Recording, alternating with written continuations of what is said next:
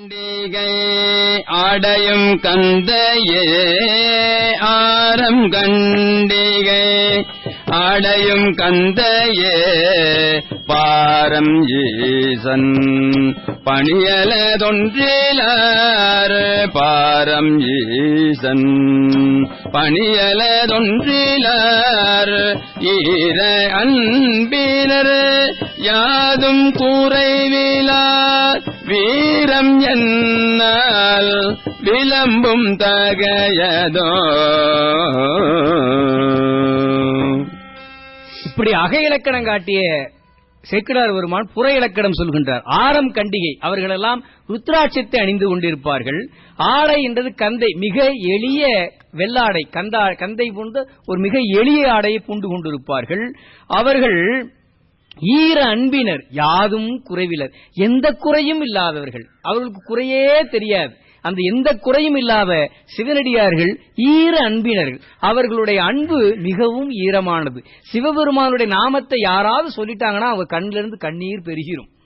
தென்னா என்னா முன்னம் தீசேர் மெழுகப்பாய் தென்னாடுடைய சிவனே போற்றி என்னாட்டவர்க்கும் இறைவா போற்றி என்று அடியார்கள் சொல்லும் பொழுது அந்த தென்னா அப்படின்னு அந்த முதல் எழுத்த சொல்லிட்டாவே போதும், முழுசா கூட சொல்ல வேண்டியதில்ல, தென்னா அப்படி சொல்லிட்டா போதும். உடனே அதை கேட்ட உடனே அவங்க கண்ணில இருந்து ஆறா கண்ணீர் பெறுகிறோம். மனசு கறந்து இறைவனுடைய நாமத்தை சொல்கிறார்களே என்று இறைவன்பால் மிகுந்த அன்பு கொண்டவர்கள். அவர்கள் அந்த கண்ணீர் ஆனந்த மலையில் நனையக்கூடியவர்கள். அவர்களுடைய வீரத்தை என்னால் சொல்ல முடியுமோ என்று சொல்கின்றார். வேண்டுமாற விருப்புறும் வேடத்தரு தாண்டவ பெருமான் தனித்தொண்டர்கள் நீண்ட தொல்புகழார்தம் நிலைமையை ஈண்டு வாழ்த்துகேன் என்னறிந்து ஏற்புகேன். அக இலக்கணமும் புற இலக்கணமும் வாய்த்த அந்த மெய் சிவஞானிகளை, அந்த சிவனடியார்களை எல்லாம் என்னுடைய வாக்கால் சொல்லவும் முடியுமோ, அவருடைய பெருமையை என்னால் இயம்பவும் முடியுமோ. இந்த மாதவர் கூட்டத்தை எம்பிரான் அந்தம் இல் புகழ் ஆளாள சுந்தரன் சுந்தர திருத்தொண்ட தொகை தமிழ் வந்து பாடிய வண்ணம் உரை செய்வோம் என்று இங்கு சேக்கிழார் பெருமான் அருளுகின்றார். இப்படிப்பட்ட மாதவரான சிவனடியார்களுடைய அந்த திருக்கூட்டத்தை, அடியார்களுடைய பெருமையை, அந்தமில் புகழ் அவல்லலான சுந்தரமூர்த்தி நாயனார் அவர் அருளி செய்தபடி ஆளாள சுந்தரரான சுந்தரமூர்த்தி சுவாமிகள் திருத்தொண்ட தொகையில் நமக்கெல்லாம் அருளிய வண்ணம் குருவருளாலும் திருவருளாலும் அவர் பாடிய வண்ணம் இனி நாம் உரை செய்வோம் என்று தொடங்குகிறார். அவர் அடுத்ததாக தடுத்து ஆட்கொண்ட புராணம். கங்கையும் மதியும் பாம்பும் கடுக்கையும் முடிமேல் வைத்த அங்கனர் ஓலை காட்டி ஆண்டவர் தமக்கு நாட மங்கையர் வதன சீத மதியிரே மருங்கும் ஓடி செங்கையல் குளைகள் நாடும் திருமுனை பாடி நாட. நம்ம 2 வாரங்களுக்கு முன்பாக சிந்தித்தோமே, திருக்கையிலையில் சுந்தரமூர்த்தி நாயனார் அந்த 2 பெண்களை கண்டார். அதுக்கு ஒரு காரணம் வேண்டும். நில உலகத்திற்கு அவதாரம் செய்ய இங்கு சுந்தரமூர்த்தி நாயனார் அவதாரம் செய்ய வருகின்றார் என்பதை 2 வாரங்களுக்கு முன்பு சிந்தித்தோம். இப்ப அந்த அவதார நிகழ்ச்சிக்கு, அந்த புராணத்திற்கு நம்ம நேரடியாக வருகின்றோம். இங்கு கங்கையும் மதியும் பாம்பும் கடுக்கையும் முடிமேல் வைத்தவர். இது யார்? சிவபெருமான். சிவபெருமானுடைய சிரசிலே கங்கையை சூடியிருப்பார், நல்ல வெண்மதியாம் பிறையை சூடியிருப்பார், பாம்பும் சூடியிருப்பார், கடுக்கை என்று சொல்லக்கூடிய கொன்றை மாலையும் சூடியிருப்பார். அப்ப இவற்றையெல்லாம் முடிமேல் வைத்த அங்கணர்னா சிவபெருமானுடைய அந்த கருணை கண் இருக்கே, 3 கண்ணும் கருணையே வடிவான கண், இந்த உலகத்தை எல்லாம் உய்வைக்க செய்தது. இந்த சிவபெருமான் இந்த கண்ணை வைத்தேதான் இங்க பேசுகின்றார். அந்த கண்ணாலதான் சுந்தரமூர்த்தி நாயனார் 2 பெண்களை கண்டார். கண்களினாலே அருள்மலை பொழியும் சிவபெருமானும் அவர்களுக்கு இங்கு நில உலகத்தில் அனுப்புகின்றார். அப்படி முக்கண்ணரான அங்கணர் மூர்த்தியான சிவபெருமான் ஒரு ஓலையை காட்டி சுந்தரமூர்த்தி நாயனாரை ஆட்கொள்வதற்காக இங்கு வருகிறார். அப்படி அவர் வரக்கூடிய தலம்தான் திருமுனைப்பாடி என்ற நாடாகும். திருமுனைப்பாடி என்ற ஒரு நாடு, நம்ம தமிழகத்திலே பல நாடுகள் உட்பிரிவுகள் இருந்தது. சோழ நாடு, நமது இந்த பகுதி கொங்கு நாடு, மதுரை பக்கத்தில் உள்ளது பாண்டிய நாடு, கடலூர் என்று இன்றைக்கு சொல்லிக்கிட்டு இருக்க மாவட்டம் இருக்கே, அது அந்த காலத்தில் திருமுனைப்பாடி நாடு என்ற பெயர். அந்த இன்னைக்கு இருக்க கடலூர் பகுதியை வைத்துக் கொள்ளலாம். அந்த திருமுனைப்பாடி நாட்டிலே அங்கு உள்ள பெண்கள் எல்லாம் மிக அழகாக சந்திரவதனம் போல, சந்திரன் உடைய அந்த ஒளிப்பிரகாசம் எவ்வளவு முகம் அழகா இருக்குமோ அதங்குள்ள பெண்கள் எல்லாம் அந்த சந்திர ஒளி போல மிக அழகான பெண்கள் அங்கு நிறைந்திருந்தார்களாம். அந்த பெண்களுடைய நீண்ட அந்த கண்கள் இருக்கே, அந்த கண்ணிற்குள்ள கருமணி இருக்கும், அதான் பாவை. அதுல லேச அந்த பக்கம் ஓடி அந்த பக்கம் ஓடும். எப்படி பார்வையை அவங்க செலுத்துற வகையில ஓடும். இந்த ஓடும் போது எப்படி இருக்குன்னா, சேக்கிழார் பெருமாள் சொல்றார், கயன் மீன்கள் ஆற்றிலே துள்ளி குதிப்பது போல இங்கிட்டு அங்கிட்டு ஓடிக்கொண்டிருந்ததாம். அந்த அழகான பெண்களுடைய முகத்தில் உள்ள கண்களில் உள்ள அந்த கருவிழிகள் கயல் மீன்களை போல ஓடிக்கொண்டிருந்ததாம். அப்படி ஓடிக்கொண்டிருந்தா என்ன, அந்த பெண்களை யாரையோ பார்க்கிறார்கள் என்று அர்த்தம். அவர் யார்களை பார்க்கிறார்னா மகரக்குலையை பார்த்தார்கள். மகரக்குலை என்பது சொல்லப்பட்டா, ஆண்கள் அந்த காலத்தில் அணிகலன்கள் அணிகிற ஒரு மரபு உண்டுங்க. பெண்கள் அணிந்தால் அதுக்கு தோடுன்னு பேரு. ஆண்களும் காதில் அணிகலன் அணிந்திருக்கிற ஒரு பழக்கம் நம்ம தமிழகத்தில் உண்டு முன்னொரு காலத்திலே. அவர்கள் அணிந்த அணிகளுக்கு தோடு அல்ல, குழை என்று பேர். இன்னைக்கு சிவபெருமானுடன் முக்கியமா நடராஜ பெருமானை நீங்கள் கோலத்தை கண்டால் வலது காதில் ஒரு அணிகலன் அணிந்திருப்பார் சிவபெருமான், வலது பாகம் சிவபாகம், இங்கு குழை என்ற ஒரு அணிகலன் இருக்கும். இடது பாகத்தில் தோடு, அம்பிகை அணிகின்ற தோடு, இந்த பக்கம் தோடு பெண்கள் அணிகிறது, வலது பக்கம் ஆண்கள் அணிகின்ற குழை. இது மகர வடிவத்தில் இருக்கும், அது ஒரு மாதிரி மீன் வடிவத்தில் இருக்கும். அப்ப அந்த மகர வடிவத்தில் இந்த குடைகளுக்கு அதுக்கு ஒரு மகர வடிவம்னா மீன் வடிவம். இங்க கயல்ன்றது மீன். அப்ப அதுக்கு இதுக்கு ஒரு உறவு இருக்கா இல்லைங்களையா, அதனால அதை பார்க்கிறது.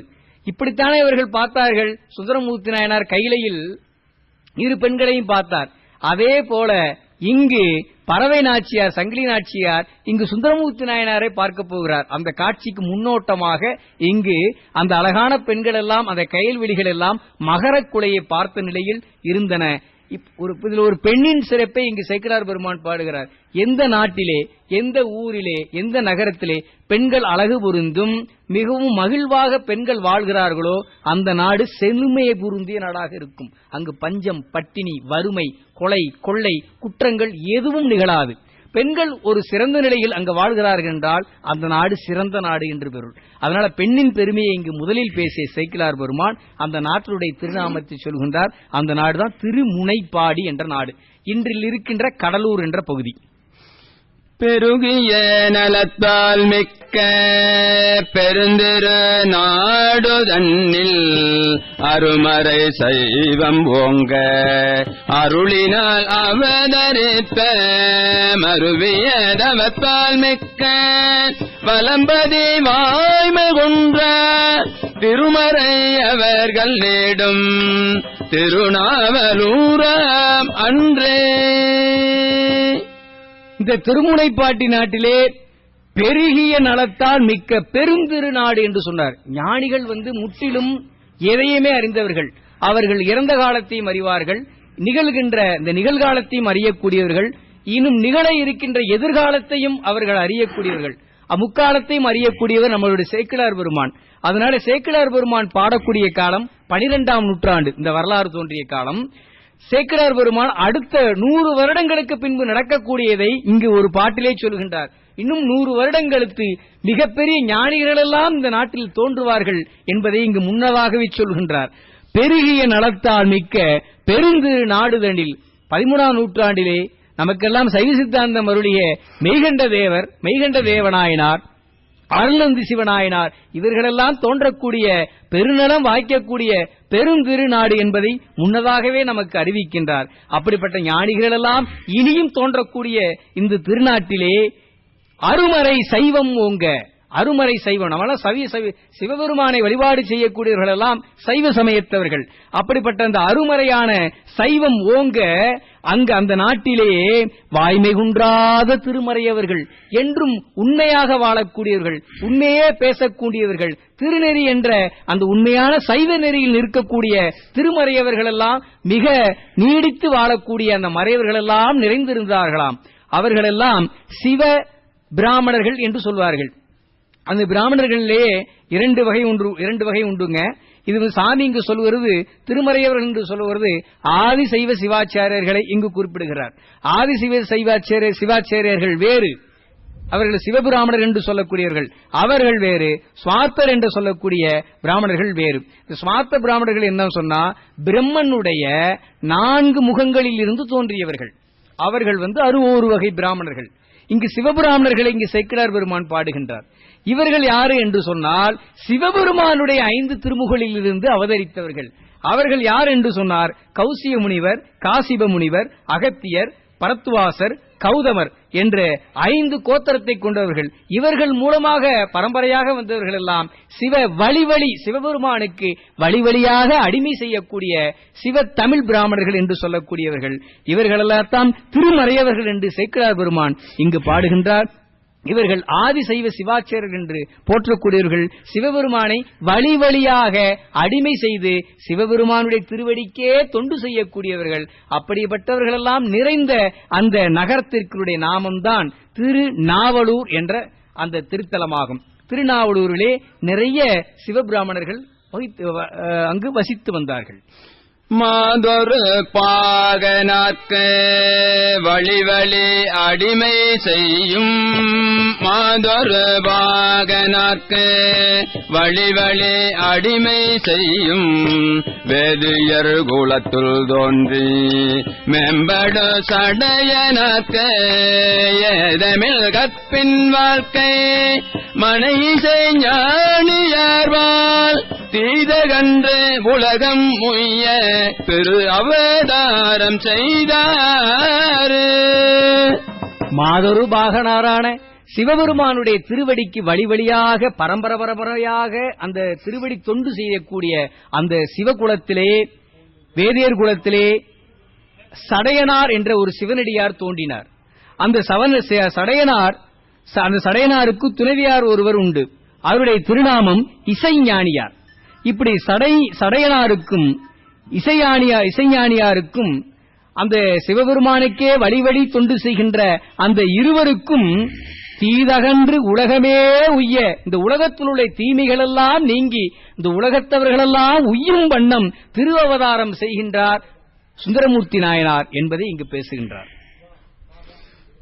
தம்பிரான் அருளினாலே தவத்தினால் மிக்கோர் போற்றும் நம்பி ஆரூரர் என்று நாமமும் சாட்சி மிக்க ஐம்படை சதங்கை சாத்தே அணிமணி சுட்டி சாத்தே செம்பொனான் அறையில் மின்ன தெருவில் தேர் உருட்டு நாளில்.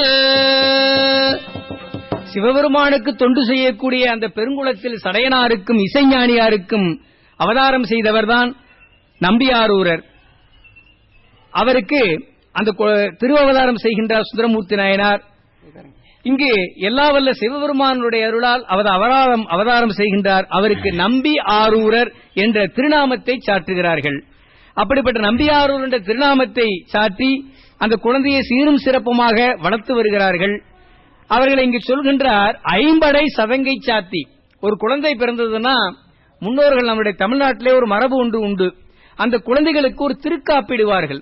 அந்த குழந்தைகளுக்கு பல தீமைகள் அணுகாத வண்ணம் அதனுடைய மார்பிலே தங்கத்தால் அணிந்த நம்ம என்று சொல்றோமே ஒரு சின்ன மாதிரி டாலர் மாதிரி, அதில் 5 திருவுருவங்களை பதிப்பார்கள். அது திருக்காப்பு என்று சொல்வார்கள். அது அந்த காலத்துல ஐம்படைன்னு சொல்லுவாங்க. ஐம்படை எதுனா சங்கு, சக்கரம், வில்லு, வாளு, தண்டு, இந்த 5ஐயும் ஏந்திருப்பார் ஒருத்தர். நமக்கெல்லாம் தெரியும், திருமால் மகாவிஷ்ணு. அந்த மகாவிஷ்ணு ஏந்திருக்கின்ற இந்த ஐம்படை சங்கு, சக்கரம், வில், வாள், தண்டு இதை திருவுருவங்களாக பதித்து அவருக்கு திருக்காப்பாக அங்கு நம்பியாரூருக்கு அணிவித்திருந்தார்கள். இது பழைய நம்முடைய தமிழர் மரபு. அப்படி அந்த குழந்தை அதை அணிந்து கொண்டு நல்ல அணிமணிகள், நல்ல பொன்னாலான அந்த அரஞ்ஞான் கயிறை சாட்டிக்கொண்டு நல்ல சதங்கையான அந்த சதங்கை மணி ஒலிக்க அந்த குழந்தையானது ஒரு சிறு தேர் உருட்டி அந்த வீதியிலே விளையாடிக் கொண்டிருந்தது.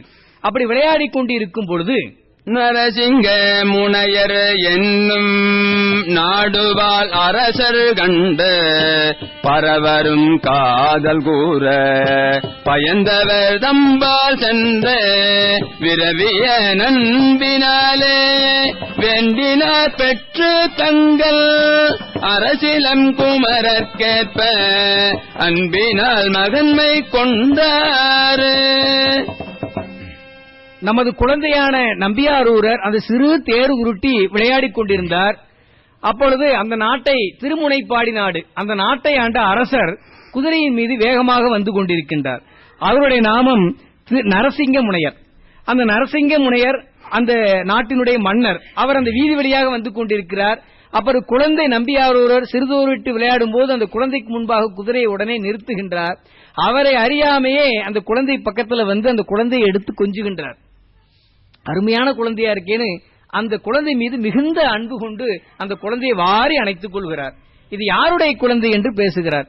இங்கு வாழ்ந்து கொண்டிருக்கின்ற சிவாச்சாரியாரான சடையநாயனாருடைய திருக்குழந்தை என்று சொல்கிறார்கள். உடனே சடையநாயனாரை சந்தித்து, உங்களுடைய குழந்தையை எனக்கு கொடுங்கள், நான் வளர்க்க வேண்டும் என்ற அரண்மனையில் வைத்து வளர்க்க வேண்டும் என்று அந்த அன்போடு மிக பணிந்து, ஒரு மன்னர் மிக பணிந்து சிவாச்சாரியர் கேட்கின்றார். அவர்களும் இது இறைவனுடைய திருவுளம் என்று நினைந்து, இறைவனை நினைந்து அந்த நம்பியாரூர் குழந்தையை அரசனுக்கு அவர்கள் கொடுக்கிறார்கள். அரசனும் அந்த குழந்தையை எடுத்துக்கொண்டு அரண்மனைக்கு சென்று மிக சீரும் சிறப்புமாக அந்த குழந்தையை வளர்த்து வருகிறார். பெருமை சால் அரசர் காதர் பிள்ளையாய் பின்னும் தங்கள் வருமுறை மரபில் வைகி வளர்ந்து மங்களம் செய்கோலத்த அருமறை முன்னூல் சாத்தே அளவில் தொல் கலைகள் ஆய்ந்து திருமலை சிறப்பின் ஓங்கி சீர்மண பருவம் சேர்ந்தார். குழந்தை நம்பியாரூரை எடுத்து வந்த பெருமான் ஆக அந்த குழந்தையை மிக சீரும் சிறப்பமாக, மன்னர் வீட்டில் குழந்தை வளர்ந்தா எப்படி இருக்கும், அதை அன்பா அவர் நேசிக்கிறார், காதல் குழந்தைன்னு சொல்றார். அப்படி அன்பா நேசித்த நம்பியாரூர் குழந்தையை மிகச் சீரும் சிறப்புமாக வளர்த்து வருகிறார். இந்த நிலையிலே மன்னர் பயிற்றுவிக்கக்கூடிய அந்த வில் வித்தைகள், அந்த மன்னர் பயிற்சிக்கூடிய நூல்கள் எல்லாம் கற்றுக் கொடுக்கிறார்கள். அதே போல சிவாச்சாரியர் குடும்பத்திலிருந்து வந்தவர் அல்லவா, குழந்தை அல்லவா, அதனால அவர்களுடைய வேத கல்வி, ஆகம கல்வி, முறையான அந்த பாண்டித்துவ கல்விகள், அதனால மன்னர் பயிற்றுவிக்கிற கல்வியும் சிவாச்சாரியர்கள் பயிற்றுவிக்கின்ற கல்வியும் ஒரு சேர அந்த குழந்தைக்கு பயிற்றுவிக்கிறார்கள். இப்படி அங்கு பல கலைகளெல்லாம் ஆய்ந்து மிகச் சிறந்த நிலையில் நம்பியாரூரர் அங்கு வளர்ந்து வருகின்றார். அனைத்து கலைகளையும் தேர்ந்து மிகச் சிறந்த நிலையில் வந்த நிலையிலேயே அவருக்கு சீர்மண பருவம் சேர்ந்தார். அவர் திருமணம் செய்யக்கூடிய பருவத்திற்கு அவர் வந்தார். தந்தைய சடையனார்தான் தனித்திரு மகற்கு செய்வ அந்தணர் குலத்துதங்கள் அரும்பெரும் மரபுக்கேற்ப வந்ததொல் சிறப்பில் புத்து சடங்கவி மறையோ நன்மால் செந்திரு அணைய கண்ணே மனத்திரம் செப்பி விட்டாரு. பல கரைகளிலும் தேர்ந்து வல்லவரானவர். அவர் மன்னருக்கூடிய இலக்கணமாகவும் திகழ்ந்தார். சிவாச்சாரியர் குடும்பத்து பிள்ளை மாத அவர் பூணூலும் அணிந்து கொள்வார், சிகையும் அணிந்து கொள்வார். இப்படி இரு நிலையிலும் அவர் வளர்க்கப்பட்ட நிலையிலே அவருக்கு திருமண பருவம் வந்து சேர்ந்தது. திருமண பருவம் வரவும் அவருடைய தந்தையார் சடையனார் பார்த்தார். சிவாச்சாரியார் அவர் தந்தையார் பார்த்தார். 16 வயது, அந்த காலத்து திருமண பருவம் 16 வயது ஆண்களுக்கு நியமித்தார்கள். அந்த வயதை நம்முடைய நம்பியாரூருக்கு திருமணம் செய்ய வைக்க வேண்டும் என்று சடையனார் நினைந்தார். அப்ப அவர்களுடைய உறவினரெல்லாம் கலந்து ஆலோசித்து அந்த அந்தணர் குலத்துக்குரிய மரபிற்கு தக்கமாறு ஒரு பெண்ணை பார்க்க வேண்டும் என்று சிந்தித்தார்கள். அப்போது பெரியவர்கள் எல்லாம் சொல்ல, அங்கு புத்தூர் என்ற பக்கத்தில் ஒரு ஊர் ஒன்று, அந்த புத்தூரிலே சடங்கவி என்று சிவாச்சாரியார் ஒருத்தர் வாழ்ந்து வந்தார். அவருக்கு ஒரு பெண் குழந்தை ஒன்று இருந்தது.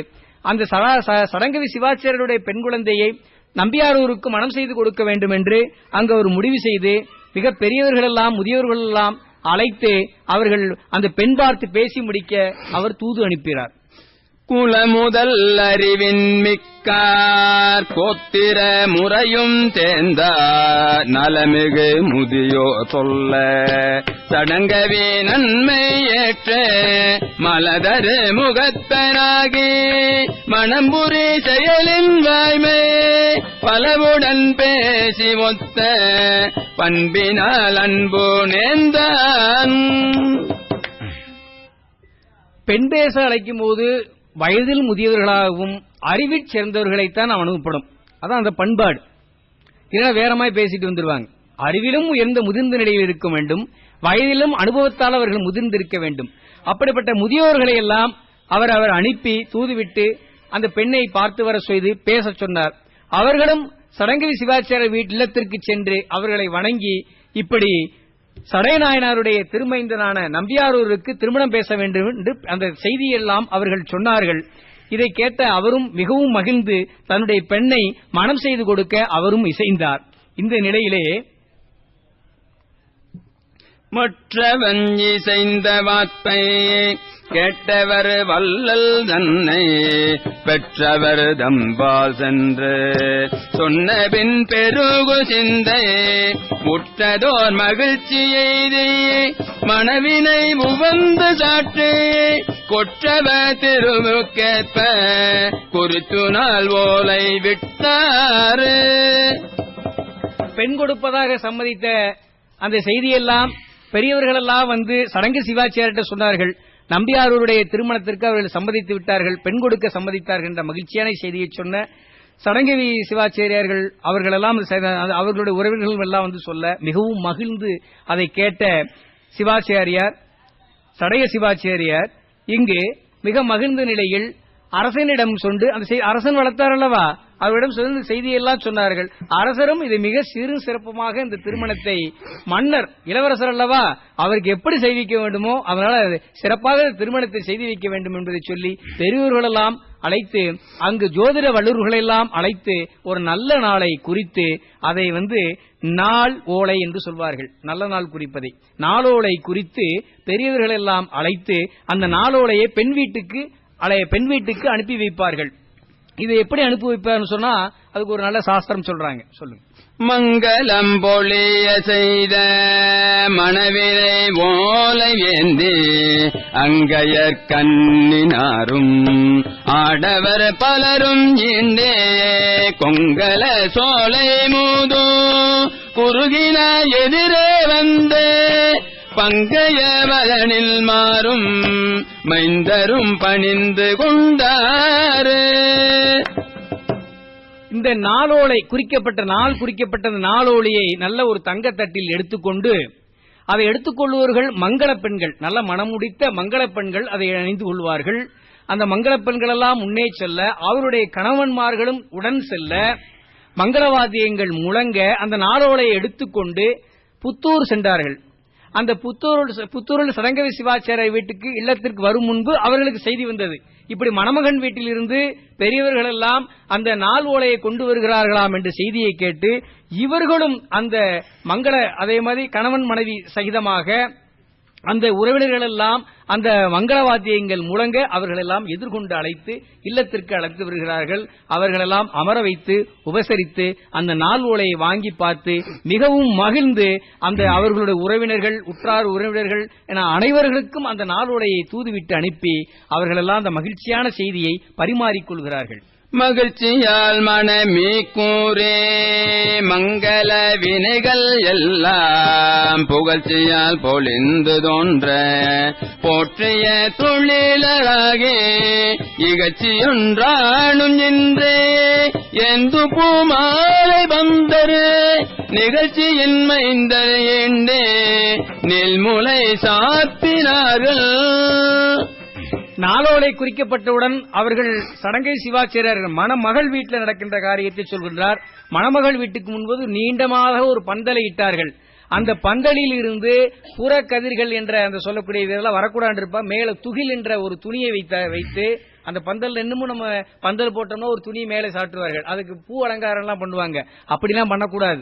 இது இன்னைக்கு செயற்கையா வந்தது. நம்மளுடைய பழங்கால தமிழர்கள் சேக்கிழார் பெருமான் சொல்றார்கள், அந்த திருப்பந்தலில் இட்டு அந்த பந்தலில் நல்ல மென்மையான வெள்ளை துணிகள் எல்லாம் அதை மேல சாட்டுவார்கள். சாட்டி அடைத்துக் கொண்டு அதற்கு மேலே பூக்களால் தான் அலங்காரம் செய்ய வேண்டும். அந்த இதுல மலர்பந்தல்னு சொல்லுவாங்க. எங்கு பார்த்தாலும் பூக்களால் மலர் அலங்காரம் செய்யப்பட்ட அந்த மலர்பந்தலை விடுவார்கள்.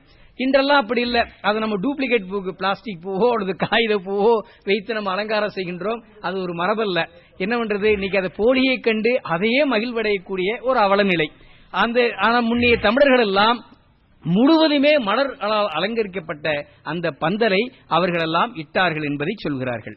மனவினை கமைந்த செய்கை மாதினை பயந்த செய்ய துணர் மலர் கோதை தாம சுரும்பனை தோழினானே புனர்மண திருநாள் முன்னால் பொருந்திய விதியினாலே பனைமுறை செய்யம் வாழ்த்தே பைம்பொன்னான் காப்பு சேர்ந்தார். இப்ப திருமணத்திற்கு ஒரு நாள் முன்பு, நாளைக்கு தான் திருமணம், இன்னைக்கு நம்பியாரூர் இருக்கு. இன்று நம்பியாரூருடைய இல்லத்திலே பல பெரியவர்கள் எல்லாம் மங்கள பெண்கள் எல்லாம் மங்கள ஒளி எழுப்ப வேத ஓசை முழங்க அவருக்கு கையிலில் திருக்காப்பு இடுவார்கள். திருக்காப்புல தங்கத்தில் ஆளான கயிறு திருக்காப்பு. நம்ம சாதாரண திருமணத்துக்கு முன்னாடி ஒரு காப்பு காட்டுவார்கள். அது மாதிரி தங்கத்தில் பொன்னாளான அந்த திருநான் அந்த காப்பை சுந்தரமூர்த்தி நாயனாருக்கு வலது கையில் இடுகிறார்கள் இவர்கள் இல்லத்திலே. அங்கு பெண் வீட்டிலே சடங்கவி சிவாச்சாரிய வீட்டிலே அந்த பெண்மகளுக்கு இடது கையில், அவர்கள் பெண்களுக்கு இடது கையில், ஆண்களுக்கு வலது கையில் திருக்காப்பு இடுவார்கள். இது ஒரு நாள் முந்தைய நாள ஒரு மனவினை. அந்த நிகழ்வை அவர்கள் எல்லாம் செய்தார்கள். அடுத்ததாக மாமரை விதிவலாமல் மனத்துறை கடன்களாற்றி தூமரை மூது தங்குள் மங்களத்துவன்றியாற்ப தேமர தொடையல் மார்பன் திருமண கோலம் காண காமுறு மணத்தான் போல கதிரவன் உதயம் செய்தான். இப்படியாக சுந்தரமூர்த்தி நாயனாருடைய இல்லங்கள் எல்லாம் மிக அழகாக அலங்கரிக்கப்பட்டிருக்கிறது. அந்த மனவினைகள் எல்லாம் மிக சிறப்பாக நடைபெற்றுக் கொண்டிருக்கின்றது. இப்பொழுது இரவு பொழுது நிறைவாகி மறுநாள் காலையில் மிக விரைவாக சூரியன் கதிரவன் வருகின்றானாம். ஏன்னா நம்பியாரூருடைய திருமணத்தை காண்பதற்கு சூரியனுக்கு அவ்வளவு விருப்பம். மிக விருப்பம் கொண்டு சூரியனும் நம்பியாருடைய திருமணத்தை காண மிக விரைவாக வருகின்றான். இப்படி காலை பொழுது உதயமாகிறது. அன்று திருமண நாள் கோணம் மிகச் சிறப்பாக அங்கு நடைபெற்றிருக்கின்ற அந்த வேளையிலே காலை செய்வினைகள் முற்றே கணிதனூர் புலவர் சொன்ன காலை செய்வினைகள் முற்றே கணிதனூர் புலவர் சொன்ன வேலை வந்தனையும் முன்னர் விதிமன கோலம் கொள்வான் நூலசைந்திலங்கு மார்பின் நுணங்கிய கேள்வி மேலோன் மாலையுந்தாரும் பொங்க மஞ்சன சாலை புக்கான். அதிகாலை சூரியனு வந்தான். பொழுது புலருவதற்கு முன்பே சூரியனுடைய கதிர் வந்துடும். சூரியன் வருவதற்கு முன்பாக கதிர் வரும். அதான உண்மை. நீங்க 5 மணிக்கு எந்திரிச்சு பாத்தீங்கன்னா வெள்ள வெளிச்சமா தெரியும். அப்ப சூரியனை பார்க்க முடியுமா? அது 6 மணிக்கு தான் பார்க்க முடியும். அப்ப சூரியன் வருவதற்கு முன்பாகவே அதனான கதிரானது, அவனுடைய சக்தியானது, ஒளியானது முதலில் வரும். அதுபோல எல்லா வல்ல சிவபெருமானை நாமெல்லாம் காண்பதற்கு முன்பு அவனுடைய திருவருள் ஒளி என்ற ஒளி நமக்கு முதல்ல வரும். அந்த ஒளிதான் சிவனை காட்டும் என்பதை சொல்வார்கள். அந்த வகையிலே அங்கு கதிரவன் வருவதற்கு முன்பு, அந்த காலை புலவதற்கு முன்பு கணித நூல் வல்லுநர்கள், அந்த ஜோதிடர்கள் எல்லாம் நாள் குறித்தார்களே, அந்த சுபமுகூர்த்த வேளை வருவதற்கு முன்பாகவே எல்லோரும் எழுந்து காலை கடன்கள் எல்லாம் முடித்துக் கொண்டு அவர்களெல்லாம் மற்ற பணிகள் எல்லாம் ஈடுபட்டுக் கொண்டிருக்கும் போது இங்கு நம்பியாரூரருடைய நிகழ்வை சொல்கின்றார். நம்பியாரூரரை அங்கு அழைத்துக் கொண்டு வருகிறார்கள். நம்பியாரூரர் வருகின்றார். வாசனையூட்டி மிக்க மலர்விரை அடுத்த தூணி பாசனம் அமைந்த பாங்கர் பருமணி பைம்பொன்றின்கால் ஆசன தனி நீராட்டே அரிசனம் சாத்தி என்பால் ஈசனுக்கு இனியான் மேனே எழில் வர விளக்கினார்கள். நம்பியாரூரர் வருகின்றார். அவர் முதலில் திருமஞ்சன சாலைக்குள் போகிறார். திருமஞ்சன சாலைனா நம்ம குளியலறைன்னு சொல்லுவோம். குளியலறைக்குள்ள அவர் அழைத்துக் கொண்டு செல்கிறார்கள். அந்த குளியலறைக்கு முன்பு தங்கத்தினால் பொன்னாலான ஒரு ஆசனத்தை அமர்த்து போடுகிறார்கள். அந்த ஆசனத்தில் சுந்தரமூர்த்தி நாயனாரை அவரை நம்பியாரூரரை அமர வைக்கிறார்கள். இந்த நிலையில் ஒரு பெரிய அந்த பாத்திரத்திலே நிறைய நீர் இருக்கிறது. அந்த நீரை எல்லாம் மந்திரவண்ணமாக்குறார்கள். கங்கை, யமுனை, காவேரி இது மாதிரி புனித நதிகளாக பாவித்து அந்த நீரை எல்லாம் மந்திரவண்ணமாக்குவார்கள். அந்த நீரெல்லாம் புனித நதியாக ஆகிறது. அந்த புனித நதியிலே பாதிரி மலர், வில்வம், வாசனை பொருந்திய மலர்கள் எல்லாம் இடுகிறார்கள். மேலும் நல்ல பனிநீர் என்று சொல்லக்கூடிய பூக்களில் இருந்து எடுக்கக்கூடிய அந்த பன்னீர் அப்படின்னு சொல்லுவோம். அந்த வாசனை பொருந்திய அந்த பன்னீரை எல்லாம் அந்த நீரில் இடுகிறார்கள். அதற்கு முன்பு பசும் சந்தனம், பசும் கற்பூரம், இன்னும் வாசனாதி திரவியங்கள் அத்தனையும் அந்த அவருடைய அந்த குளிக்க அந்த திருமஞ்சனம் ஆடுவதற்காக வைக்கொண்ட அந்த பாத்திரத்திலே எல்லாம் அதனால் இடுகிறார்கள். நல்ல ஏலம், விளாமிச்சை வேறு, கஸ்தூரி மஞ்சள், பசும் சந்தனம், பசும் கற்பூரம் இதையெல்லாம் அந்த நீரில் இட்டு அவர்களுக்கு அதை சுந்தரமூர்த்தி நாயனார் உடைய திருக்கோலமே மிக அழகானவர், அழகான சுந்தரர் புருஷர். அவரை மேலும் அழகூட்டுவதற்காக அந்த திருமஞ்சனத்தை அவர்களுக்கு ஆட்டுகிறார்கள். அவரும் திருமஞ்சனம் ஆடுகிறார். அதாவது நம்ம இறைவனுக்கு அபிஷேகம் புரிவது போல அங்கு அவர் திருமஞ்சனம் ஆட்டப்படுகிறார். அந்த திருமஞ்சனத்தை நம்பியாரூரர் ஏற்றுக்கொள்கிறார். அகில் விரை தூபமைந்த அணிகொள் பட்டாடை சாத்தி முகில் நிலை மதியம் போல கைவல முன்கை சோந்த துகள் கொடு குஞ்சீரம் புலத்தித்தன் தூய செங்கே உகினுதே முறையில் போக்கே ஒளி நருஞ்சி களியாத்தான். நம்பியாரூர திருமஞ்சனம் ஆடிட்டார். நம்ம முறையில சொன்னா குளித்து விட்டார். குளிச்சாச்சு. அடுத்து என்ன பண்ணணும்? ஒரு நல்ல துண்டு எடுத்து துவட்டணும். நல்ல வெண்மையான, மிக வெண்மையான, அதே சமயம் மென்மையான ஒரு வெள்ள ஆடை எடுத்துக்கொண்டு வந்தார்கள். எடுத்துக்கொண்டு அவர் உடம்பில் உள்ள நீர்கள் எல்லாம் ஒட்டி எடுத்தார்கள். நல்லா துவட்டியாச்சு. அதுக்கடுத்து சிவாச்சாரியர்கள் எல்லாம் மேல ஒரு குடுமி மாதிரி வைத்திருப்பார்கள் அல்லவா, அவையெல்லாம் அந்த வெண்மையான துணியை கொண்டு அந்த குடும்பிகள் எல்லாம் லைட்டாக பிரித்து கொண்டு அதை நல்ல மென்மையாக துவட்டினார்களாம். இது எப்படின்னு சொன்னா, கருமுகில், நல்ல கருவானம், வானத்திலே முகில், அந்த மேகம் போகிறது. அந்த மேகமே கருமேகமாக இருக்கிறது. அந்த கருமேகத்துக்குள்ள ஒரு வெண்மையான நிலா வந்தா எப்படி இருக்கும், அது மாதிரி அந்த கருமேனமான அந்த கருங்கூந்தல் அவருக்கு இருக்கிறது. அதை பிரித்து அந்த வெண்மேகமான அந்த நிலா போன்ற வெண்மையுடைய அந்த வெள்ள துணியை வச்சு நல்லா துவட்டுகிறார்கள். இதுக்கெல்லாம் நிபுணத்துவம் வேணுமா? இப்ப நமக்கு அழகுக்கலை வல்லுநர்கள்னு சொல்லுவோம், பியூட்டி பார்லர் இன்னைக்கு சொல்றோம்ல, அந்த அழகுக்கலை வல்லுநர்களும் அந்த காலத்துல அதுல நிபுணத்துவம் இருக்கிறார்கள். அவர்கள் அழைத்துக் கொண்டு அவர்கள் தான் அந்த பணிகள்லாம் செய்கிறார்கள். வைத்து அந்த அவர் சிரசிற்கு மேலில் உள்ள அந்த சிகை இருக்கே, முடி இருக்கே, அதெல்லாம் சிக்கல்கள்லாம் இருக்கும். அதையெல்லாம் அவர்களெல்லாம் மென்மையான அந்த ஒரு விரல்ல மட்டும் ஒரு நீளமான நகத்தை வளர்த்துக் கொண்டிருப்பார்களாம் அந்த அழகுக்கலை வல்லுநர்கள்லாம். அவர்கள் அந்த நகத்திலிருந்து ஒவ்வொரு முடியாக கோதி சிக்கெடுப்பார்களாம். இப்படி அதுல இது திடீர்னு வேற யாரும் எடுத்தாங்கன்னா அது முடி கையோட வந்துடும். அப்படி வந்துடக்கூடாது. அதுல நிமிடத்தும் அதுல ஒரு அனுபவம் பெற்று இருக்கணும். அப்படி இந்த அழகுக்கலை வல்லுநர்கள் எல்லாம் அதெல்லாம் மென்மையாக அந்த சிக்கல் எல்லாம் எடுத்துக்கொண்டு அதை அழகாக அவர்கள் எல்லாம் அந்த சிரசில் அந்த சிகழி என்று சொல்லக்கூடிய அந்த முடியை முடிந்து அவர்களுக்கு மேலும் நல்ல அகில், சந்தனத்தை விட மணமிக்கது அகிலுங்க. சந்தனம் அகிலும் வேறே, சந்தனத்தை விட மணமிக்கது அகில். அந்த அகிலெல்லாம் பொடி செய்து அதை தூபம் விடுவார்கள். அந்த தூபத்தின் மூலமாக அவருடைய அந்த நீர் அங்கங்க இருக்கும்ல, அந்த தூபம் கொண்டே உணர்த்தினார்கள். இன்று நம்ம குழந்தைகளுக்கெல்லாம் குளிப்பாட்டுனா அந்த தூபம் போடுற ஒரு மரபு உண்டு, சாம்பிராணி தூபம் போடுறோம்லங்க. அது மாதிரி அங்கு நாயனாருக்கு நல்ல அகிர்புகை தூபத்தை போற்றி அந்த நீரையெல்லாம் ஒற்றி எடுத்து அவர்களை மேலும் அவருடைய